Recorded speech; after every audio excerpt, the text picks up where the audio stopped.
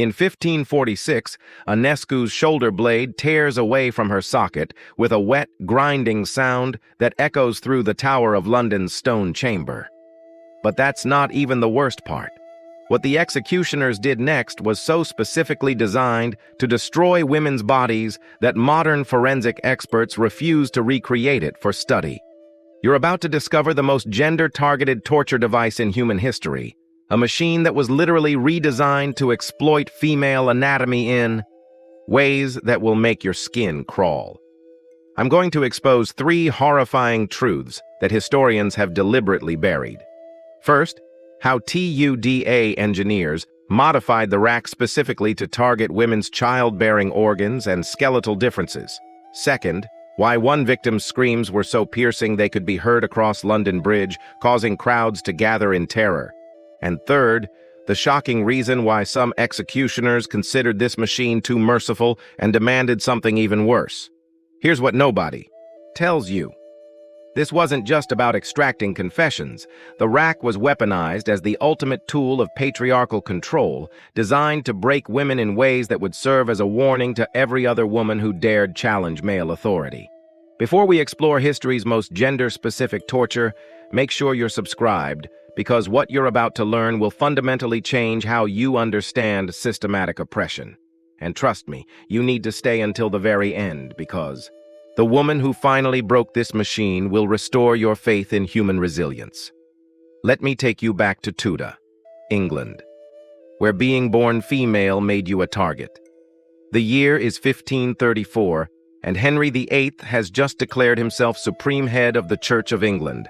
What follows isn't just religious persecution. It's a systematic campaign of terror specifically designed to crush women who dare to think, speak, or believe independently. But here's what your history textbooks conveniently omitted. The Tudor persecution wasn't gender-neutral. Women faced torture methods that were specifically engineered to target their bodies, their minds, and their social roles in ways that male victims never experienced. Think about the psychology of this moment. You're living in a world where your husband can legally beat you, your father can sell you into marriage, and now the crown can torture you using methods designed around the very anatomy that makes you female.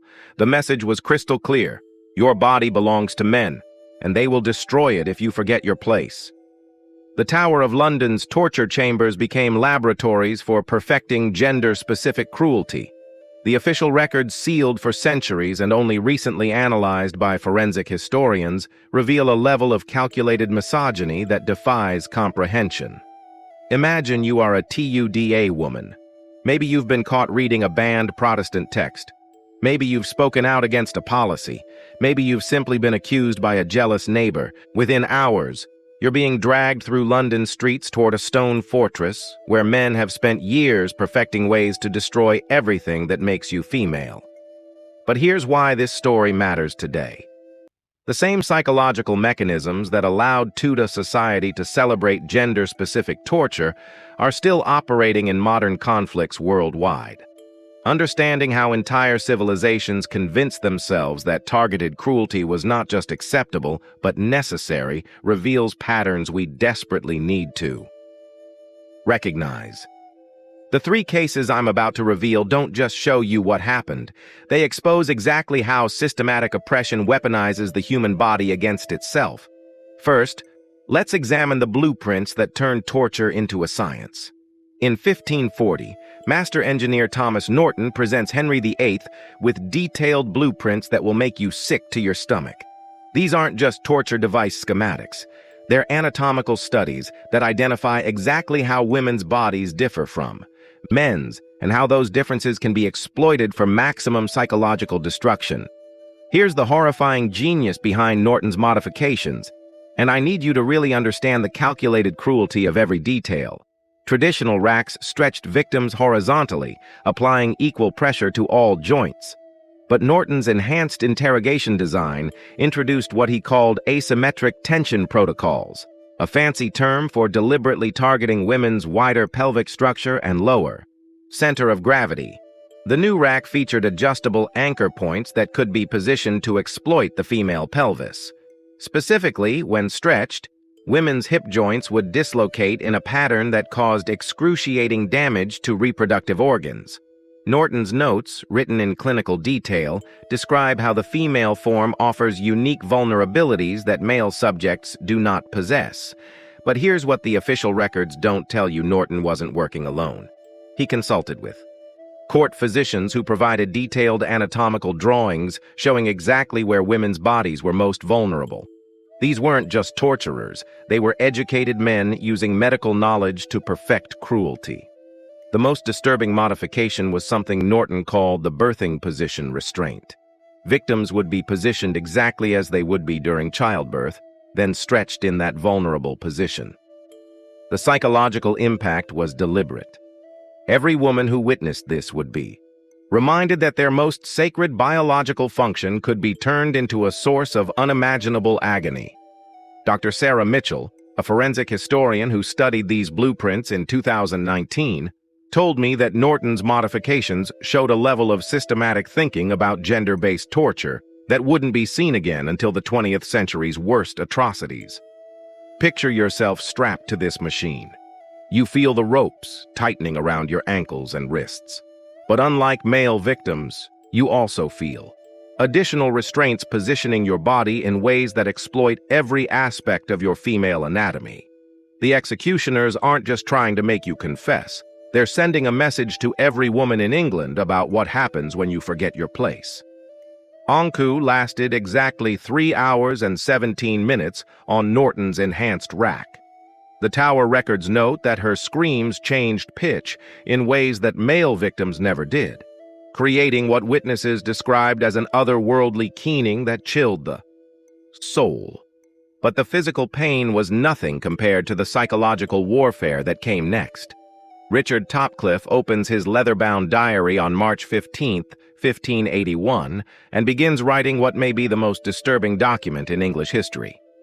As Elizabeth I's chief torturer, he's about to describe a two-device system so psychologically devastating that it broke victims' minds before it broke their bodies. Here's how Topcliffe's enhanced persuasion protocol worked. And I want you to understand that every detail was specifically designed to exploit female psychology. First, victims would be compressed in the scavenger's daughter, a metal hoop that crushed the body into an impossible fetal position. But here's the twist that made it uniquely cruel for women. The compression time was calculated based on female menstrual cycles. Topcliffe's diary reveals that he tracked female prisoners' monthly cycles and timed the compression phase to coincide with their most vulnerable hormonal periods. During menstruation, women's pain sensitivity increases dramatically and their emotional regulation becomes more difficult. Topcliffe weaponized female biology against his victims. After hours of compression that left victims barely conscious, they would be immediately transferred to the enhanced rack for the stretching phase. But here's what nobody tells you about this transition. It wasn't random. The sudden change from extreme compression to extreme stretching created a psychological phenomenon that Topcliffe called corporeal confusion. Victims' nervous systems, already overwhelmed by the compression trauma, would go into complete overdrive during the stretching phase. Women would experience what Topcliffe describes as unnatural vocal manifestations, screams that didn't sound human anymore.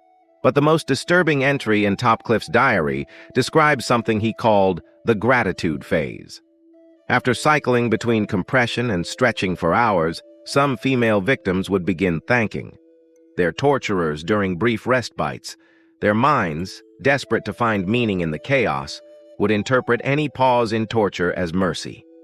Margaret Ward, tortured in 1588 for helping Catholic priests escape, experienced 17 cycles of compression and stretching over 2 days. Topcliffe's notes describe how she began calling him father and begging him to teach her properly. This wasn't just physical torture. It was systematic psychological conditioning designed to break women's sense of independence and self-worth. I know this is getting dark, but if you're still watching, you're clearly as fascinated by history's brutal truths as I am. Make sure you're subscribed, because next week I'm revealing the torture device that was considered too extreme even for the Spanish Inquisition.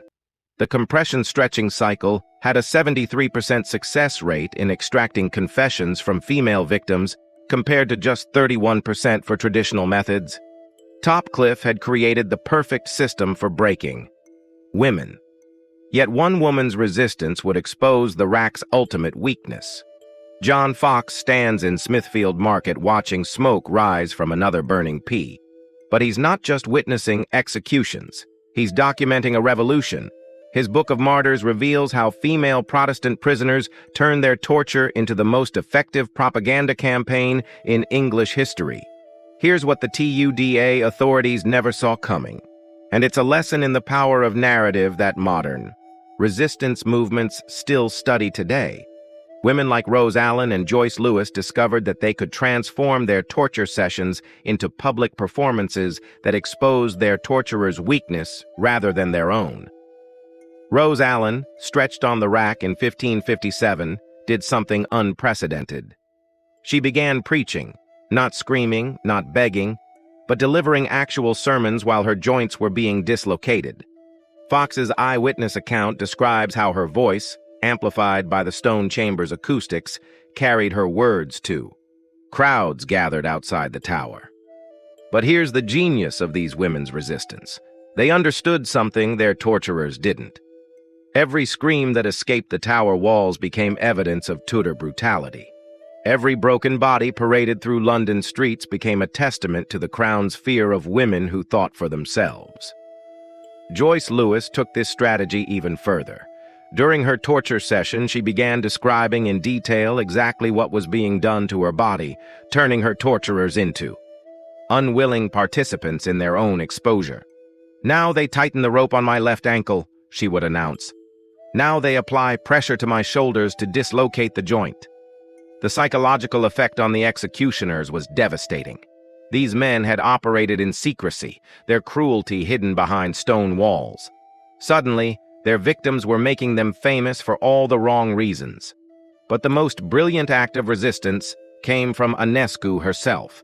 Before her execution, she dictated a detailed account of her torture that included specific names, dates, and methods.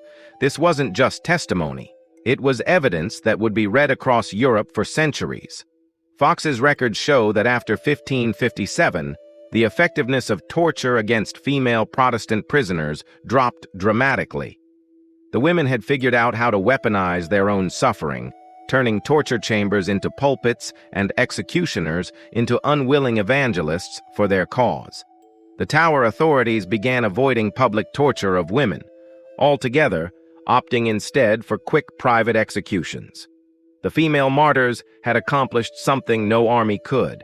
They had made torture politically costly, but nothing prepared executioners for what happened in 1558, when one woman would literally break the machine that had terrorized London for decades. March 25th, 1558.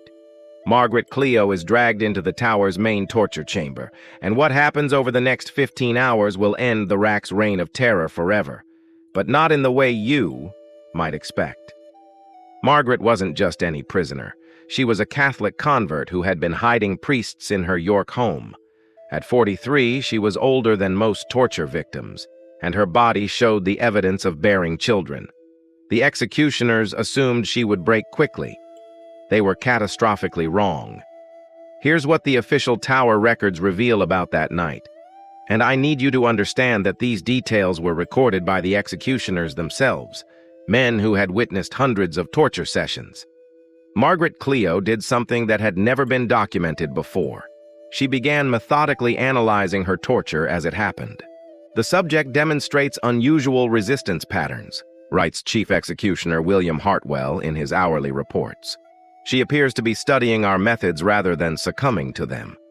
By hour 3, Margaret was providing technical critiques of the rack's operation. "Your rope tension is uneven," she told her torturers. "The left pulley mechanism needs adjustment." By hour 7, she was explaining to them why their psychological intimidation tactics weren't working on her. But here's where this story becomes almost supernatural. Around hour 10, something unprecedented happened. The tower's main rack, a device that had operated flawlessly for over 2 decades, began to malfunction. The problem wasn't mechanical failure in the traditional sense. Margaret's unusual resistance to pain meant the executioners kept increasing tension far beyond normal levels. Her body, instead of breaking quickly like other victims, maintained structural integrity while absorbing forces the machine wasn't designed to handle. Hartwell's final report, written in increasingly shaky handwriting, describes how the rack's main support beam began to crack under unprecedented tension. The device appears to be failing before the subject, he writes. This has never occurred in recorded history. At exactly 15 hours and 37 minutes, the tower's main rack, the same device that had tortured Anna Skew, Rose Allen, and hundreds of other women, suffered catastrophic structural failure. The main wooden beam split down the middle with a crack that, according to witnesses, could be heard across the temps. Margaret Cleo died not from her injuries but from exhaustion after outlasting the machine designed to break her. Her last words, recorded by a witnessing priest, were, "I have learned much about the weakness of those who mistake cruelty for strength." Within 6 months, Henry VII ordered the rack's removal from regular use. The official reason was mechanical unreliability, but the truth was simpler. Margaret Cleo had exposed the ultimate weakness of systematic torture. It only works when victims believe their torturers are stronger than they are. The rack that had terrorized TUDA England for decades was finally defeated not by political pressure or moral arguments, but by one woman's refusal to break before the machine that was supposed to be unbreakable. Margaret Cleo's victory over the rack reveals something profound about human resilience that authoritarian systems desperately want us to forget. Systematic cruelty is ultimately self-defeating when it encounters people who refuse to be intimidated by it. The targeting of women's bodies through torture wasn't unique to TUDA England. From comfort women in World War III to systematic rape in modern conflicts, the same psychological mechanisms that justified the rack are still operating today. Understanding how these systems work is the first step in recognizing and stopping them. But here's what gives me hope about Margaret's story. She proved that even the most sophisticated systems of oppression have a fatal flaw. They depend on their victims' despair more than their physical vulnerability. The rack was designed to break women by exploiting their anatomy, their psychology, and their social roles. But it met its match in someone who understood that true strength isn't about avoiding pain. It's about refusing to let that pain define your worth. Which other forgotten torture devices were designed to target specific groups, and more importantly, what modern systems of oppression might be vulnerable to the same kind of resistance that Margaret Cleo demonstrated? Let me know your thoughts in the comments and make sure you're subscribed, because next week I'm revealing the medieval punishment that made the rack look merciful, the device that turned execution into a public spectacle of unimaginable cruelty.